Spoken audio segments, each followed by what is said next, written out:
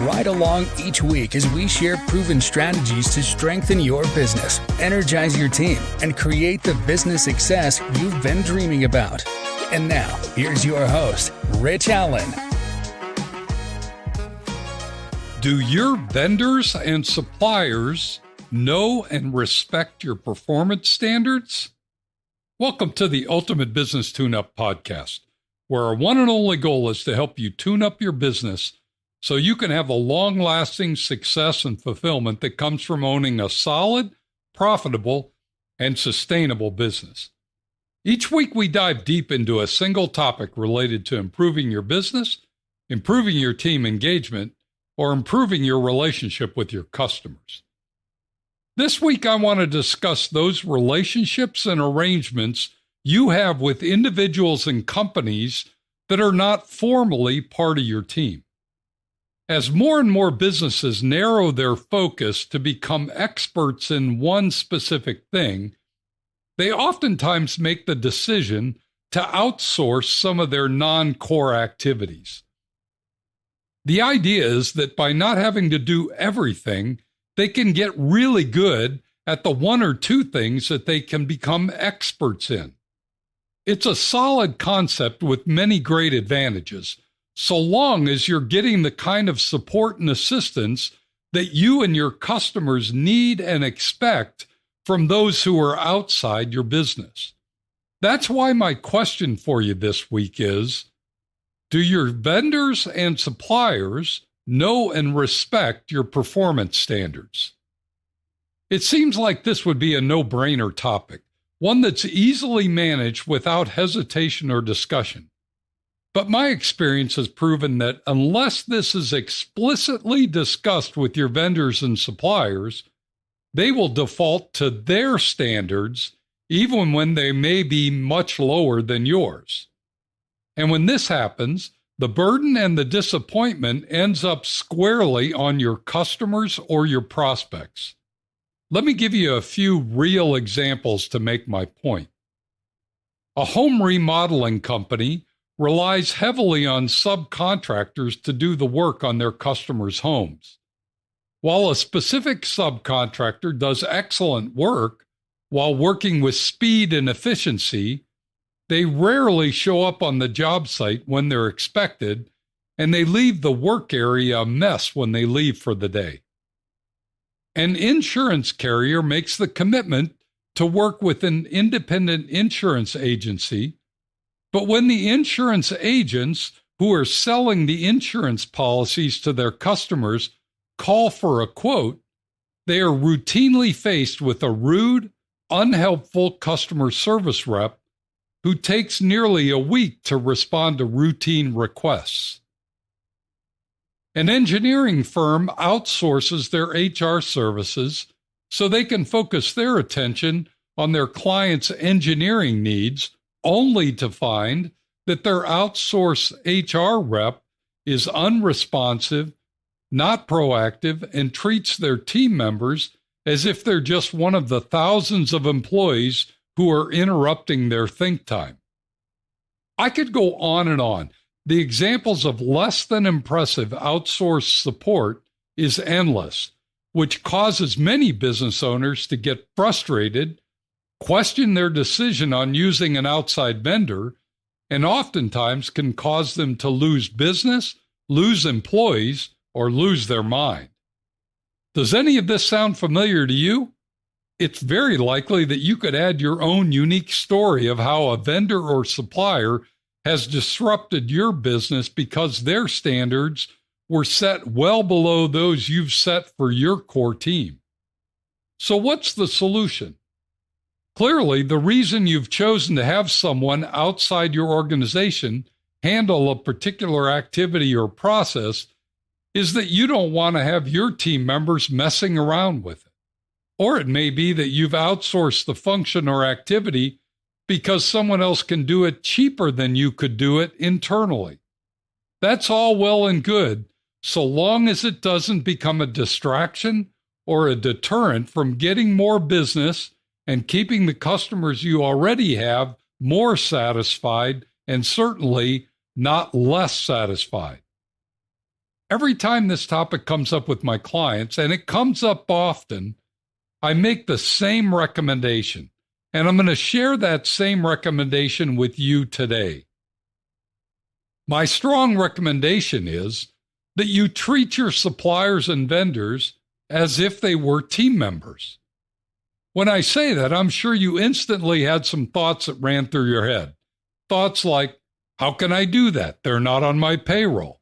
Or, they won't listen to me. They've got their own boss and their own agenda, and it has nothing to do with us.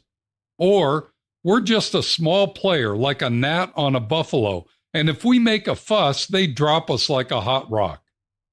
But I'm going to strongly suggest that you have more influence and control than you might otherwise believe. And what you need to do to exert that influence is to approach the situation with structure and professionalism. Here's what I mean by that. If your supplier or vendor is falling short of your expectations, it's likely because they've never had a discussion with you about what you expect and demand from their service or their support. Far too often as business owners, we make vendor decisions based on price and availability rather than on service level or support levels. When we don't want to do something internally, our initial reaction is to find someone willing to do it for us at a price that we can afford. But I would suggest that just as you meet with your new team members to outline the performance standards that you will expect and demand from them on a daily basis, you should do the very same things with your vendors and suppliers. Sure, they're going to have their own performance standards, but if they realize that your standards are superior to theirs, and they know that it's critically important that they live up to your standards or risk losing your business, they'll quickly amend or modify their standards and adopt yours. Here's a real-life example of how this can work to your advantage. Several episodes ago, we discussed the idea of creating position agreements for each of your team members. In that episode, I shared the 3 fundamental elements of a position agreement. Number 1, the things that individual is responsible for. Number 2, the metrics that would be used to measure their performance. And number 3, the behaviors that are required to perform that role successfully. I was working with a client who specialized in designing and creating exceptional landscape and outdoor living spaces. While they had 10 full-time team members, they also relied heavily on subcontractors on most of their big jobs. These subcontractors would often work with their business as well as work with some of their competitors. It's a common situation in the outdoor living industry. So one week, a framing subcontractor would be working on one of my clients' jobs. Then the next week, they'd be working on a different job for one of their competitors. As it turned out, while my client had a pretty solid set of expectations and standards for his full-time team members, he felt that he had little ability to set the expectations and standards for his subcontractors until we decided to create a position agreement for each of his subcontractors. One for the framers, one for the masons, one for the electricians, and yet another for the landscape crew. He then met with the owner of each of his subcontractors and presented them with a single-page document that outlined his expectations for their team members whenever they were on one of his jobs. The initial reaction was one of confusion. Wait, you're telling me that when my people are on your job site, we're required to call the homeowner 15 minutes before showing up for work and stage our materials in a specifically designated location and show up with clean, organized trucks and wear presentable gear or uniforms and clean up the work area before we leave each night? Yes, Those were the standards he had for his team, and he extended those requirements to his subcontractors.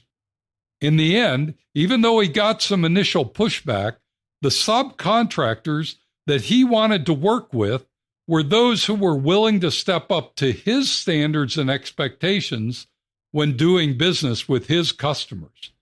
It changed how his business was viewed by his clients, and his personal satisfaction with running his business went through the roof.